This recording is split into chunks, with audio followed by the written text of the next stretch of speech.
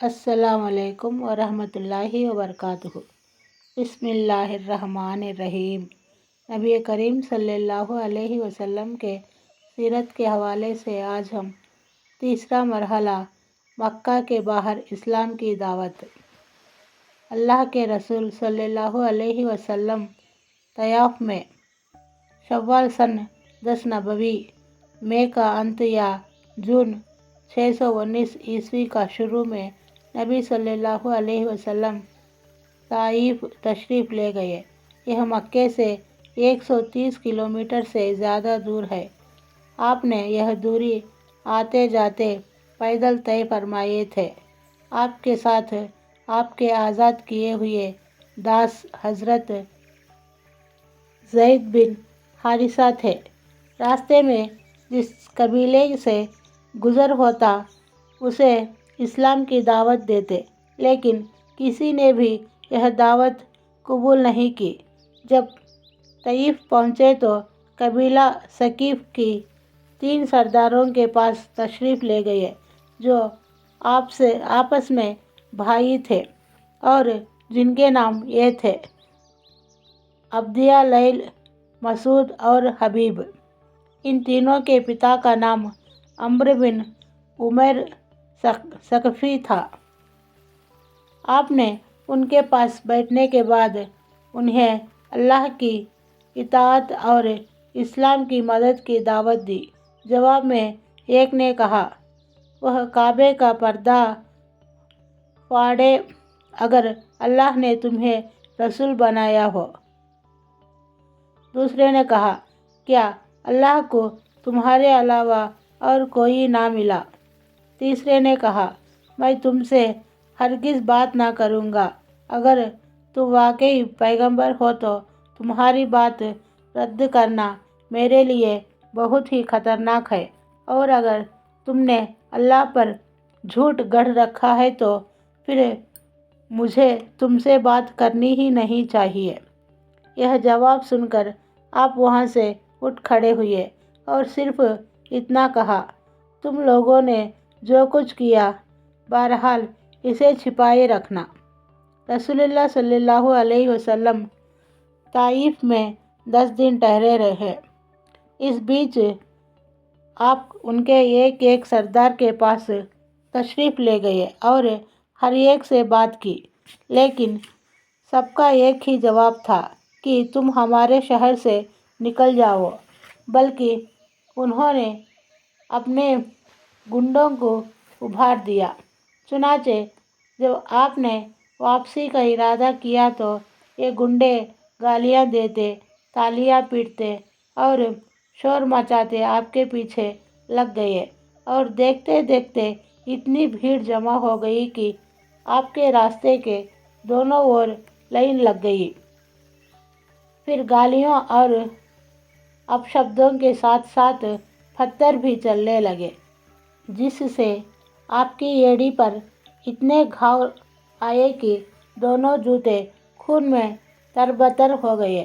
ادھر حضرت زید بن حارثہ رضی اللہ عنہ ڈھال بن کر پتھروں کو روک رہے تھے، جس سے ان کے سر میں کئی جگہ چوٹ آئی۔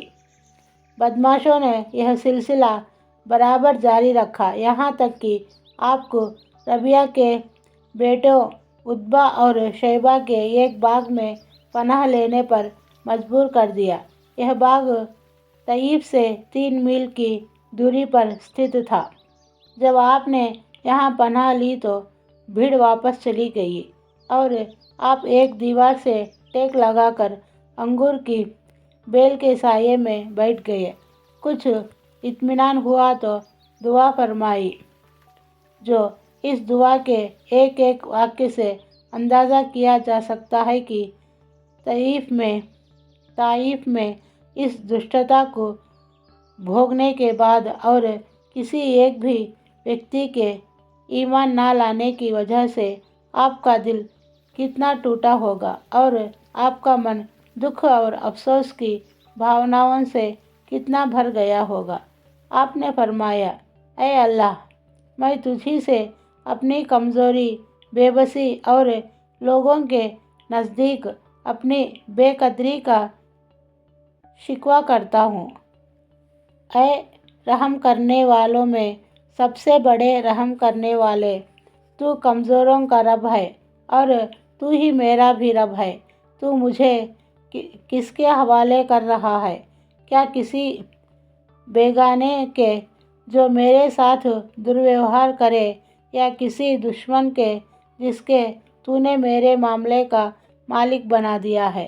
اگر مجھ پر تیرا غضب نہیں ہے تو مجھے کوئی پرواہ نہیں، لیکن میری کشلتا کا دوار میرے لیے زیادہ کھلا ہوا ہے۔ میں تیرے چہرے کے اس نور کی پناہ چاہتا ہوں جس سے اندھیرے جگمگا اٹھے اور جس پر دنیا و آخرت کے معاملے ٹھیک ہوئے، کہ تو مجھ پر اپنا غضب نازل کرے یا تیرا غصہ مجھ پر اترے۔ تیری ہی رضا مجھے چاہیے، یہاں تک کہ تو خوش ہو جائے، اور تیرے بنا کوئی زور اور طاقت نہیں۔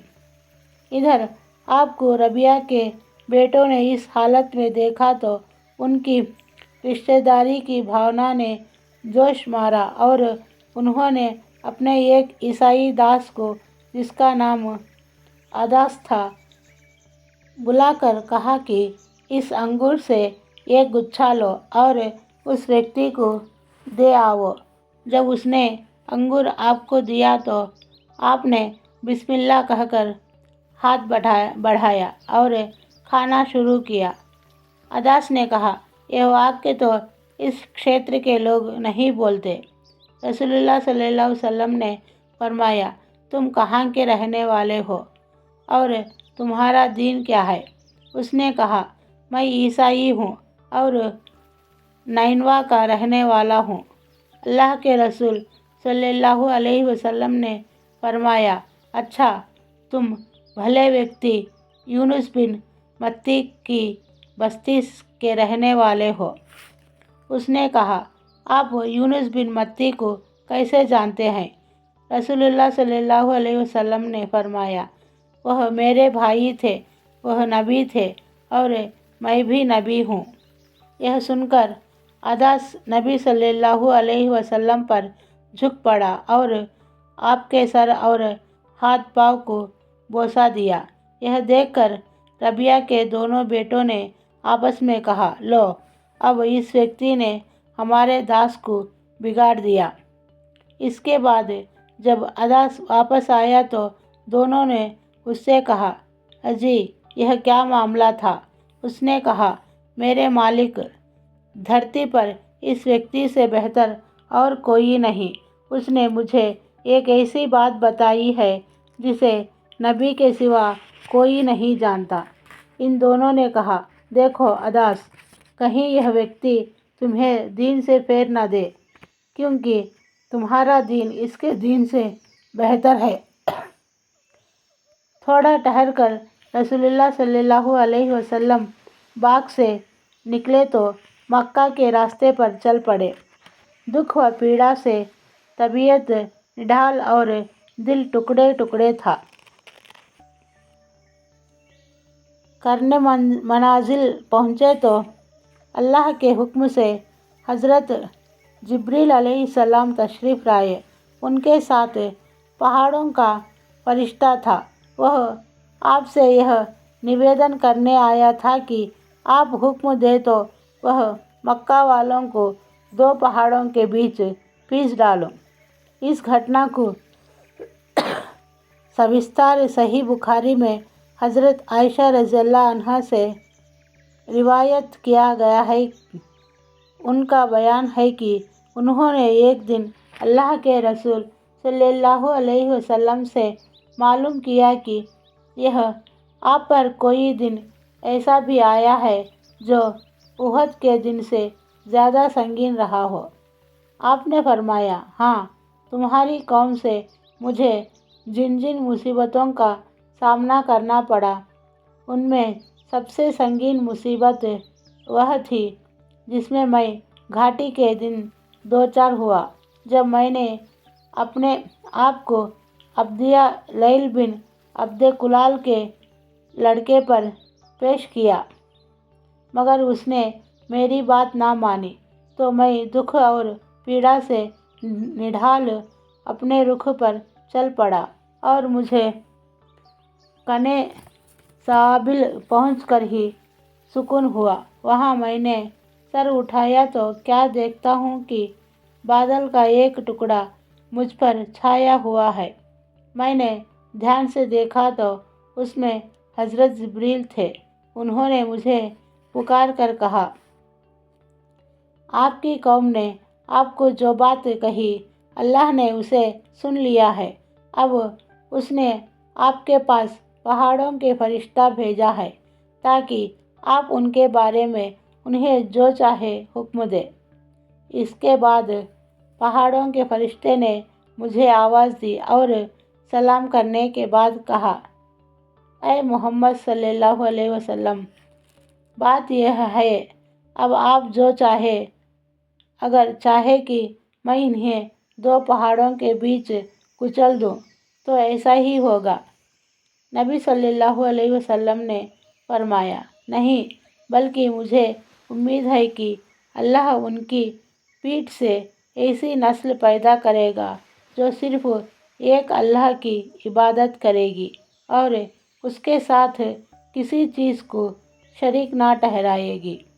रसूलुल्लाह सल्लल्लाहु अलैहि वसल्लम के इस जवाब में आपकी महानता और चरित्र की श्रेष्ठता की झलक देखी जा सकती है। बहरहाल अब 7 आसमानों के ऊपर से आने वाली इस गैबी मदद की वजह से आपका दिल संतुष्ट हो गया और दुख व कष्ट के बादल छट गए। चुनाचे आप मक्के के रास्ते पर और आगे बढ़े और नखला की घाटी में ठहरे। यहाँ 2 जगहें ठहरने लायक हैं, एक अस्सैलुल कबीर और दूसरे ज़ैमा, क्योंकि दोनों ही जगह पानी और हरियाली मौजूद है, लेकिन किसी स्रोत से यह नामालूम हो सका कि आप इनमें से किस जगह ठहरे थे। अस्सलाम वालेकुम व रहमतुल्लाहि व बरकातुहू।